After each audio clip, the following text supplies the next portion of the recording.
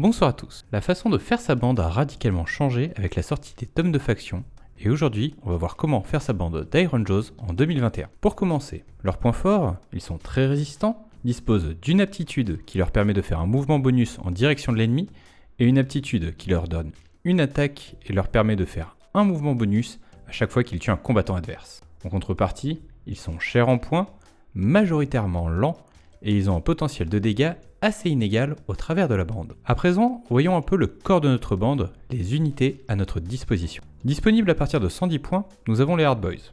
Ce sont d'excellentes troupes, offrant un bon ratio dégâts-résistance comparé à leur coût. J'ai une légère préférence pour la version avec gros qui coupe, pour son potentiel de dégâts en utilisant un double pour un assaut, mais la version avec qui coupe est très proche en termes de stats. Il en existe également une version avec bouclier qui gagne en endurance et une aptitude pouvant faire quelques dommages. Cependant, elle coûte 15 points de plus et fait moins de dégâts que ses compères. C'est donc une unité que j'éviterai. Ensuite, à partir de 180 points, nous avons les brutes.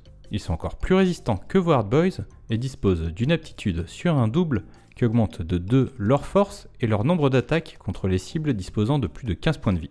Ils font déjà énormément de dégâts et cette aptitude en fait de parfaits tueurs d'élite et de leaders. Statistiquement, la version avec étripeur dentelé est la moins intéressante. La version avec qui coupe de brute est un bon choix car il peut facilement se débarrasser des unités sacrifiables mais également des élites grâce à son aptitude. Cependant, si vous avez 20 points de plus, la version avec coupe trip est de loin la meilleure des trois. Finalement, nous avons les Gorgonta.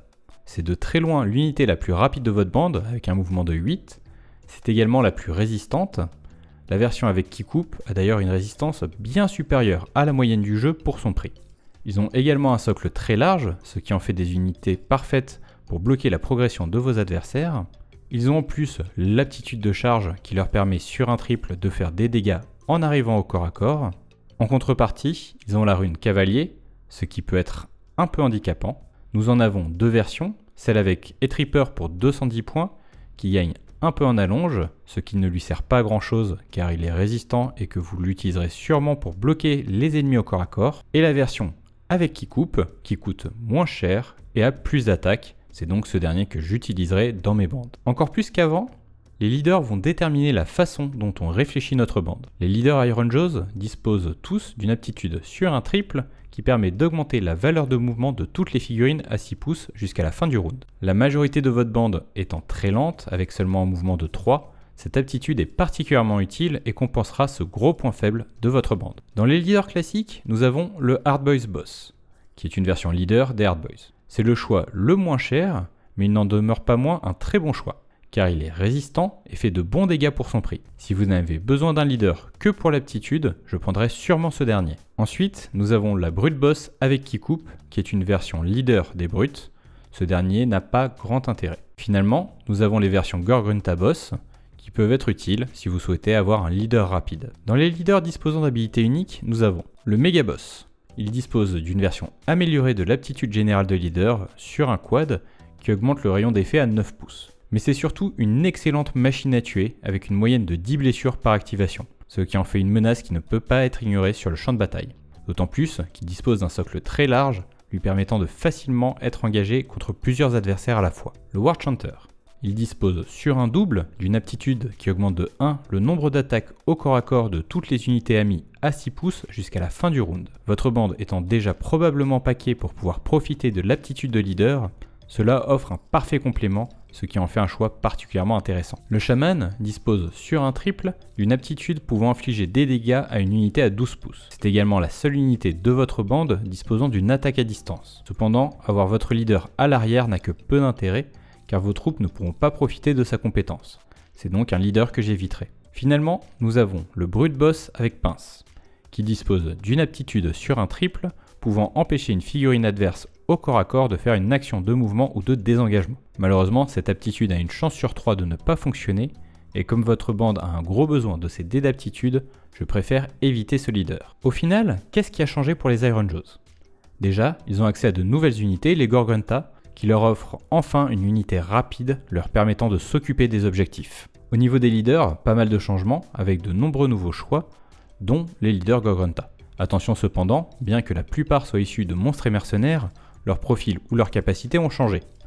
Le Megaboss coûte 30 points de plus, le Shaman coûte 50 points de plus, et le Warchanter coûte 35 points de plus, perd une attaque et 1 de dégâts critiques. Comme allié intéressant, nous avons le Thunder Fist.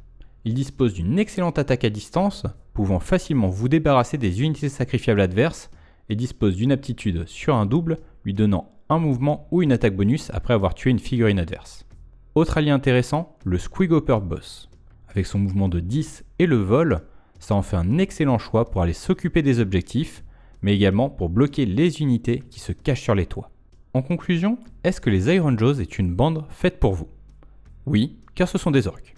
Plus sérieusement, c'est une excellente bande, ils sont capables de faire énormément de dégâts et de se débarrasser facilement de bandes élites adverses, et ont une résistance suffisante pour encaisser les plus nombreuses. Je la conseillerais cependant à des joueurs qui ont une certaine expérience du jeu, car si vous n'utilisez pas leurs aptitudes à bon escient, vous risquez de passer la partie à courir derrière votre adversaire. Elle fait partie des bandes les plus belliqueuses et ils brilleront particulièrement au combat. Voici quelques exemples de listes pour vos Iron Jaws. La bande Dandino, un Gorgrunta boss avec qui coupe, 2 Gorgrunta avec qui coupe et un Skalg. Votre adversaire s'attend à une bande lente infligeant beaucoup de dégâts, qu'à cela ne tienne, prenez-le à contre-pied. Cette compo est très rapide, encore plus si vous utilisez l'aptitude de leader. C'est une bande extrêmement efficace pour la prise et le contrôle d'objectifs, car vous avez également une montagne de points de vie sur la table. Par contre, vous serez assez limité niveau dégâts, mais surtout vous serez incapable d'escalader, ce qui peut être très handicapant sur certains scénarios. La bande Stéroïde, un Warchanter et 7 Hard Boys avec gros qui coupe.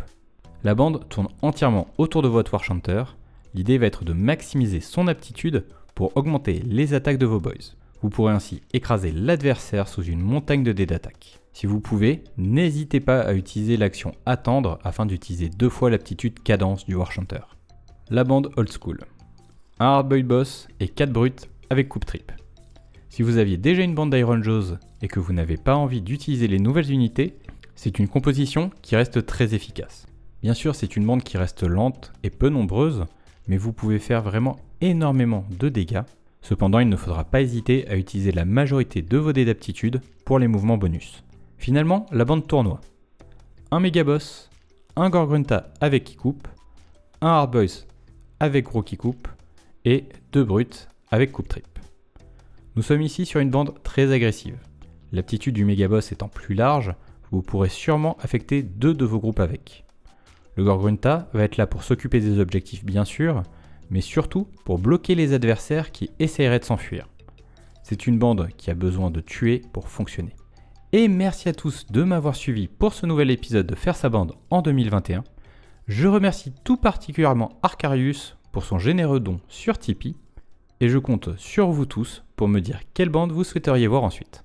Tout sweet!